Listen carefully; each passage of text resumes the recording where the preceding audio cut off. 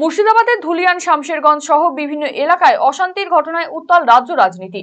তৃণমূল সরকারকে কাঠগড়ায় তুলেছেন বিরোধীরা। এই পরিস্থিতিতে মালদায় শরণার্থী শিবিরে এসেছেন কেন্দ্রীয় মানবাধিকার কমিশনের এক প্রতিনিধি দল। শুক্রবার মালদায় এসেছিলেন রাজ্যপাল সিভি আনন্দ বোস। এই প্রেক্ষাপটে গোটা ঘটনায় পাল্টা বিজেপির বিরুদ্ধে ষড়যন্ত্রের অভিযোগ তুলেছে রাজ্য সরকার। খোদ শিক্ষামন্ত্রী ব্রাত্য বসু এই নিয়ে সরব হয়েছেন। এই পরিস্থিতিতে খারিজি মাদ্রাসাগুলির ওপর নজরদারি এবং সিল করার দাবি তুললেন বিজেপির রাজ্য সভাপতি সুকান্ত মজুমদার। তিনি বলেন, বাম আমলে তৎকালীন মুখ্যমন্ত্রী বুদ্ধদেব ভট্টাচার্য এই খারিজি মাদ্রাসাগুলির বিরুদ্ধে মুখ খুলেছিলেন, কিন্তু দলের চাপে পড়ে তিনি আর ব্যবস্থা নেওয়ার সাহস পাননি। খারিজি মাদ্রাসাগুলো চলছে সীমান্তবর্তী এলাকায়। এই মাদ্রাসাগুলো নিয়ে সেই সময় মাননীয় মুখ্যমন্ত্রী বুদ্ধদেব ভট্টাচার্য একবার মুখ খুলেছিলেন। তারপর তার পার্টি তাকে ভর্ৎসনা করেছিল, কারণ তাদের কাছেও মুসলিমরা শুধুমাত্র ভোট ব্যাংক ছিল। আমার মনে হয় দেশের স্বার্থে, দশের স্বার্থে এই খারিজি মাদ্রাসাগুলো সীমান্তে তাদের উপর নজরদারি রাখা উচিত, এবং যে মাদ্রাসার এই ইনভলভমেন্ট পাওয়া যাবে এই ধরনের দাঙ্গাতে, সেই মাদ্রাসা বন্ধ করে দেওয়া উচিত, সিল করে দেওয়া উচিত, একদম সেই মাদ্রাসা চলতে দেওয়া উচিত নয়। কারণ তুমি মাদ্রাসা চালাবে শিক্ষা বিস্তারের জন্য, তোমার শিক্ষা বিস্তার, ধর্মীয় শিক্ষা বিস্তার, যদিও সেটা কার কাজে লাগে আমি জানি না, কোনো মানুষের কী কাজে লাগে, সেই যদি ব্যবহার হয়, কিন্তু তুমি দাঙ্গা করতে পারো না। তো সেক্ষেত্রে দাঙ্গা করার অধিকার কে দিয়েছে? কোনো মাদ্রাসা বা তার ছাত্রদের যদি ইনভলভমেন্ট দেখা যায় যে তারা দাঙ্গা করেছে, আমার মনে হয় সেই মাদ্রাসা বন্ধ করে দেওয়া উচিত। শনিবার ব্রাত্য বসুর আনা অভিযোগ নস্যাৎ করে দিলেন বিজেপির রাজ্য সভাপতি সুকান্ত মজুমদার। তিনি বলেন, পুলিশ আদালতে যে রিপোর্ট জমা দিয়েছে তাতে কোথাও বিজেপি বা বিএসএফ এর কথা লেখা নেই, তাহলে মিথ্যা কথা কে বলছে? প্রশ্ন তুলেছেন তিনি। দেখুন, ব্রাত্যবাবু নাটক করেন, অ্যাক্টিং করেন, নাটকের স্ক্রিপ্ট লেখেন। আমার মনে হচ্ছে ওই মুডেই আছেন তিনি এখন। এত ভিডিও যেখানে সাধারণ মানুষরা বলছে কি হয়েছে, শুধু তাই নয়, আমরা কার কথা বিশ্বাস করব? ব্রাত্যবাবুর কথা বিশ্বাস করব নাকি তার পুলিশের কথা বিশ্বাস করব?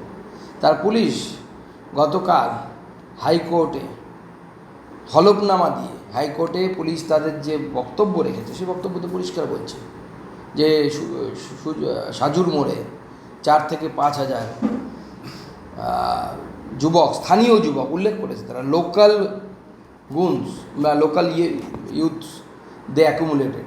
তো তাদের পুলিশ বলছে, কে মিথ্যেবাদী? হয় রাজ্যের পুলিশ মিথ্যেবাদী, অর্থাৎ পুলিশ মিথ্যেবাদী মানে পুলিশ মন্ত্রী মিথ্যেবাদী, মমতা বন্দ্যোপাধ্যায় মিথ্যেবাদী, না ব্রাত্য বসু মিথ্যেবাদী, কোনটা? গোটা ঘটনায় রাজ্যের বিরুদ্ধে সরব হলেন বিজেপির রাজ্য সভাপতি সুকান্ত মজুমদার। শনিবার বালুরঘাটে তিনি বলেন, রাজ্যে অতি দ্রুত নির্বাচনী বাতাবরণ তৈরি করতে নির্দেশ দিয়েছে কেন্দ্রীয় নেতৃত্ব। পাশাপাশি মুর্শিদাবাদ মালদাহের পরিস্থিতি এবং শিক্ষা দুর্নীতির আবহে প্রতিটি জেলায় আন্দোলন সংগঠিত করতে কেন্দ্রীয় নেতৃত্ব নির্দেশ দিয়েছে বলে জানিয়েছেন সুকান্ত মজুমদার। না, আন্দোলন তো আমরা আগেই ঘোষণা করেছি, আমরা চালাবো।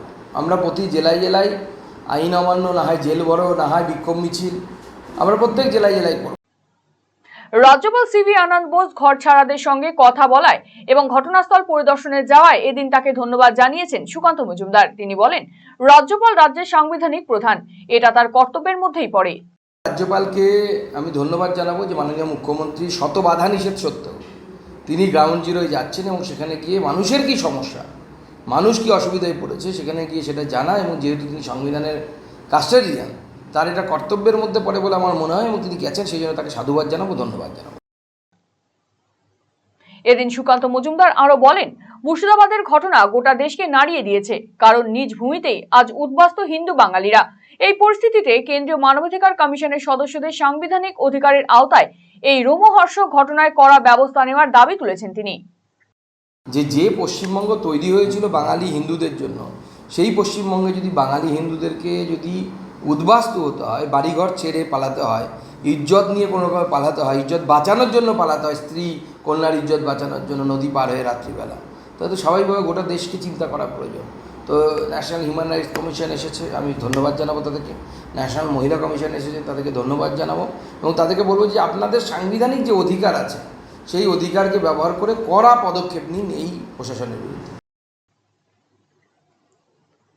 মমতা বন্দ্যোপাধ্যায় সরকার বিশেষ এক শ্রেণীর সম্প্রদায়ের হাতের পুতুলে পরিণত হয়েছে বলেও কটাক্ষ করেছেন বিজেপির রাজ্য সভাপতি সুকান্ত মজুমদার। এবং মানুষকে বলবো যে কীভাবে মমতা বন্দ্যোপাধ্যায় একটি বিশেষ ধর্মীয় সম্প্রদায়ের মধ্যে বিশেষ কিছু লোক যারা উগ্রপন্থী মানসিকতার লোক, তাদের হাতের পুতুলে পরিণত হয়েছে মমতা বন্দ্যোপাধ্যায়। মৌলানা, মৌলভী এবং মুয়াজ্জেম এদের সরকার, সাধারণ মানুষের সরকার না। দমন পীড়ন করে বিজেপিকে আটকানো যাবে না বলেও এদিন তৃণমূলকে হুঁশিয়ারি দিয়েছেন সুকান্ত মজুমদার। নতুন করে সন্দেশখালিতে উত্তেজনা ছড়ানোয় এদিন তিনি বলেন, আমরা সাধারণ মানুষের পাশাপাশি দলের সমস্ত কর্মীদের পাশে রয়েছি, প্রয়োজন পড়লে আবার জেলিয়াখালি যাব।